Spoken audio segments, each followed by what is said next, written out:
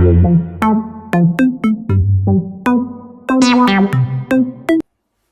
साथियों, मैं लॉयर नवन वर्मा एक बार फिर आप सभी का कानून विज्ञान में हार्दिक स्वागत एवं अभिनंदन करता हूं। आज मैं आपके लिए तीसरी क्लास में FIR फर्स्ट इंफॉर्मेशन रिपोर्ट के समक्ष में जानकारी लेकर आया हूं। आखिर FIR होती क्या है, FIR में क्या क्या लिखा होता है, FIR में कितने पॉइंट्स होते हैं, ये सब मैं आपको बताऊंगा। और FIR का स्ट्रक्चर कैसा होता है ये मैं आपको बताऊंगा। तो पहले मैं आपको बता दूं FIR जो कि स्टैंड होती है फर्स्ट इंफॉर्मेशन रिपोर्ट के लिए। अगर आपके साथ कोई घटना घट जाती है, आपके साथ कुछ कोई गलत कर देता है, तो अब जो पुलिस थाने में जाकर अपनी तहरीर फर्स्ट रिपोर्ट देते हैं उसे हम बोलते हैं first information report. First information report में कुल मिलाकर 15 पॉइंट्स होते हैं। 15 पॉइंट्स में पूरी FIR लिखी जाती है और FIR जो लिखी जाती है वो अंडर सेक्शन 154 CRPC के तहत लिखी जाती है।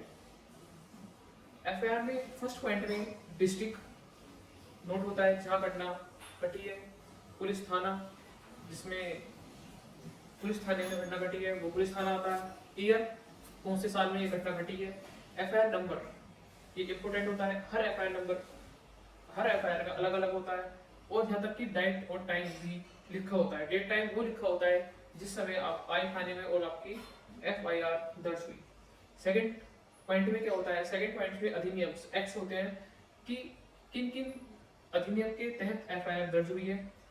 जैसे कि ये जो साइड में स्लाइड चल रही है इसमें दिख रहा है कि 3 सेक्शंस में FIR दर्ज हुई है, section 323, section 504 and section 506।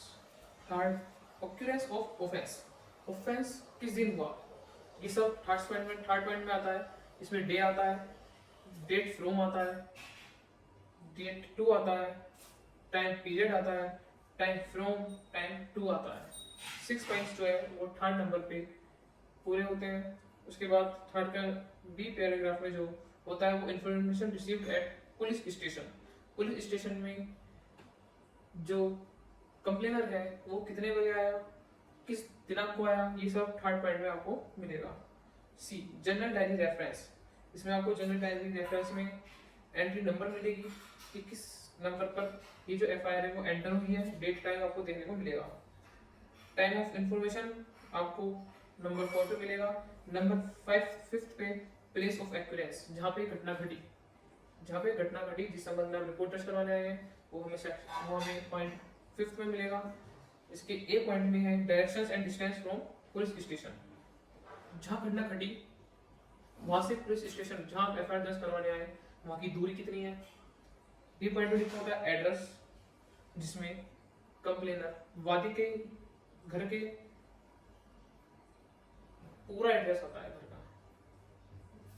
C point in case outside the limit of the police station then, अगर क्या होता है कि कभी कभी जहाँ घटना घटी है वो पुलिस स्टेशन से लिमिट से बाहर घटना घटी होती है तो पुलिस वाले कहते हैं कि आप यहाँ जाकर दूसरे थाने में जाएं जिस थाने की घटना है। 6 पॉइंट कवर करता है कंप्लेनेंट, इंफॉर्मेटेड, शिकायतकर्ता, सूचनाकर्ता। जो FIR दर्ज कराने आया है वो 6 पॉइंट में उसका नेम लिखा जाता है, उसका फादर नेम लिखा जाता है, डेट ईयर ऑफ बर्थ जिस दिन उसका जन्म हुआ वो डेट लिखी जाती है, उसका UID नंबर्स लिखा जाता है जो कि ऑप्शनल होता है, कभी कभी लिखा जाता है, कभी कभी FIR में लिखा हुआ नहीं आता है। पासपोर्ट नंबर अगर उसके पास है तो लिखा जाएगा, अगर पासपोर्ट है ही नहीं तो वो नहीं लिखा जाता। दैट्स मींस ये ऑप्शनल पॉइंट होता है। प्लेस ऑफ इशूज, नेशनलिटी क्या है उसकी, डेट ऑफ इशूज लिखा जाता है, ये भी एक ऑप्शन होता है date of issue.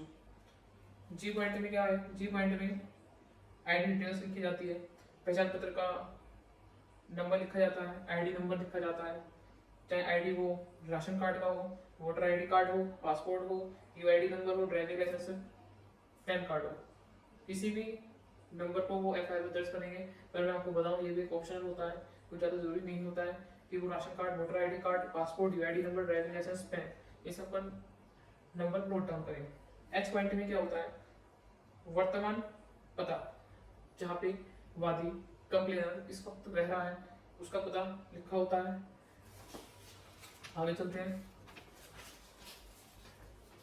7th point, details of no suspected unknown accused with full particular. 7th point में एक्यूज्ड के नाम आते हैं जिन्होंने घटना कारित करी, उन वो जो पॉइंट है वो 7th पॉइंट में उनका नेम आता है। देखिए जो मैं आपको जिस एफआईआर का मैं आपको एग्जांपल दे रहा हूँ उसमें 3 एक्यूज्ड पाए गए हैं, ऋषिपाल, जयपाल, नौबत सिंह। ये 3 एक्यूज्ड हैं जो कि इस एफआईआर में एक्यूज्ड पाए गए हैं, इनका नाम यहाँ पे लिखा हुआ है। 8th पॉइंट में क्या होता है, reason for delay in reporting the complaint information. इसमें क्या है, कभी कभी क्या होता है कि कंप्लेंट के साथ जो घटना है वो घटी रात को, वो पहुंचा अगली रात को, अगले दिन की रात को पहुंचा। तो 8th पॉइंट में वो जो है रीजन आएगा जिस वजह से वादी कंप्लेनर लेट हुआ एफआईआर दर्ज कराने के लिए।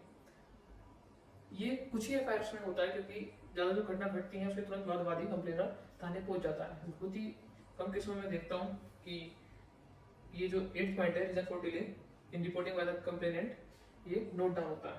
9th पॉइंट आता है particular of properties of interest, संपत्ति का विवरण। इसमें 9th पॉइंट जो है ये प्रॉपर्टी से रिलेटेड होता है, ये ऑप्शनल होता है। ऑप्शनल ये ज्यादातर लिखा ही नहीं जाता किसी भी एफआईआर में। 10th total value of property, ये भी नहीं लिखा जाता, ये भी एक ऑप्शनल होता है, इसका कुछ गैर देना नहीं, वैसे केवल एक एफआईआर को सजा रहा है हम कहें तो।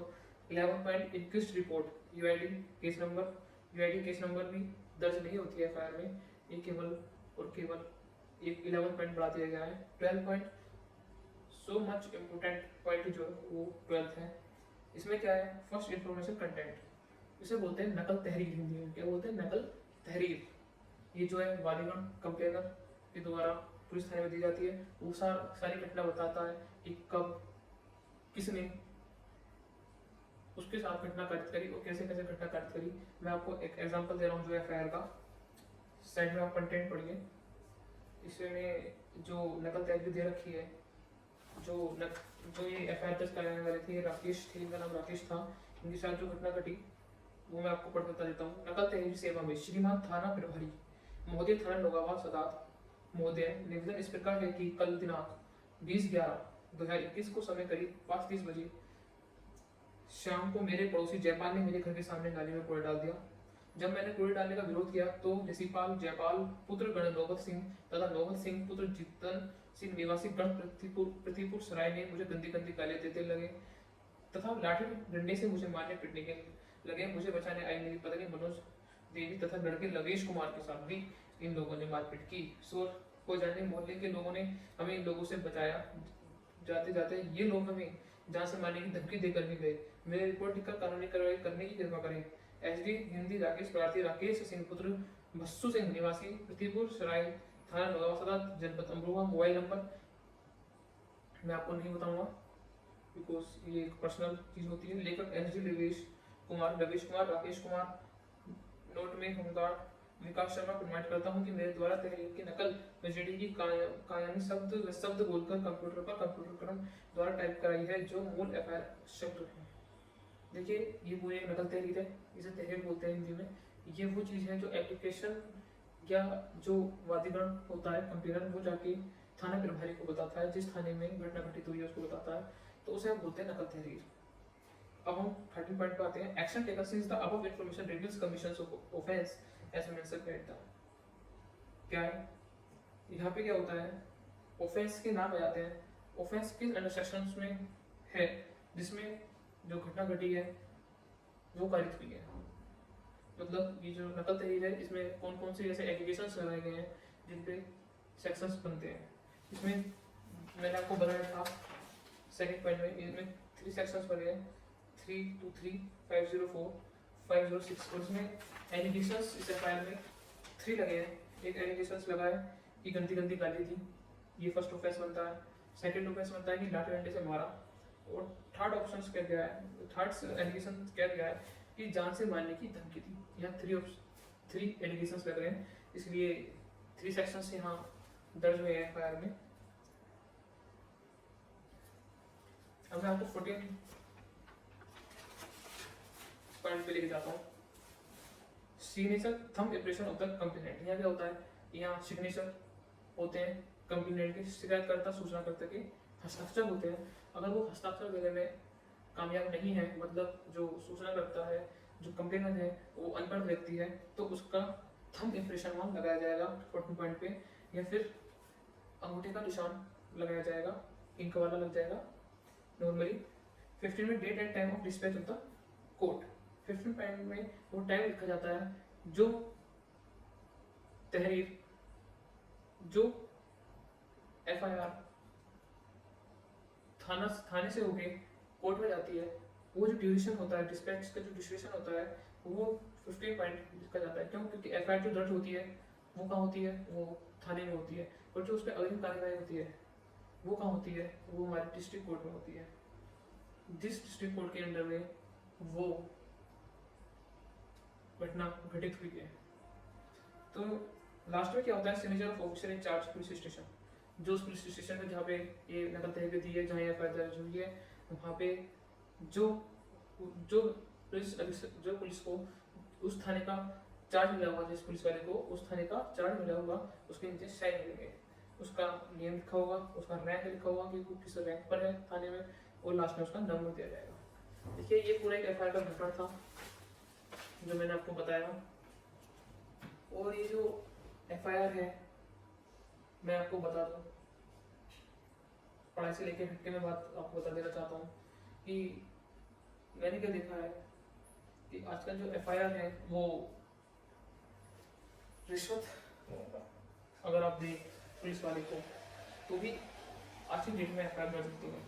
अगर आप सोचें कि मैं जाऊँ पुलिस थाने में, तहरीर लेकर जाऊँ, एप्लीकेशन लिख के जाऊँ, तो वहाँ मेरी FIR दर्ज हो जाएगी, ये संभव नहीं है। आजकल रिश्वत का ज़माना है, रिश्वत चलती है। अगर आपको थाने में किसी के अगेंस्ट आपको FIR दर्ज करवानी है,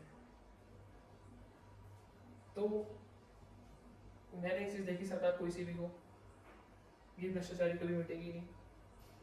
एक बेचारा गरीब, उसको आगे डेट में न्याय बहुत मुश्किल से मिलता है, पैसे वाले की हमेशा जीत होती है। ये चीज़ मैं बहुत टाइम से देखा है अपनी प्रैक्टिस में, अपनी एडवोकेसी की प्रैक्टिस में। पैसे के बल पर आजकल केस जीते जाते हैं। मैं मानता हूँ एडवोकेट का भी दिमाग होता है, पर पैसा भी पूरी तरीके से जोर मारता है केस अपनी तरफ करने के लिए। तो सिंपल सी बात, फिर हम FIR पे आते हैं। FIR भी आज की डेट में पैसों से ही दर्ज हो जाती है। अदरवाइज मैं नहीं समझता कि बिना पैसे दिए कोई पुलिस वाला आज की डेट में FIR दर्ज करेगी। ये हमारे देश का दुर्भाग्य है, बहुत बड़ा दुर्भाग्य है। चलिए कोई नहीं, हम और आप जैसे नई जनरेशन ही इस चीज़ को बदलेगी। आज के लिए कानून विज्ञान में इतना ही। कल मिलेंगे on a same place at a same time. Thanks a lot to listening me silently and patiently.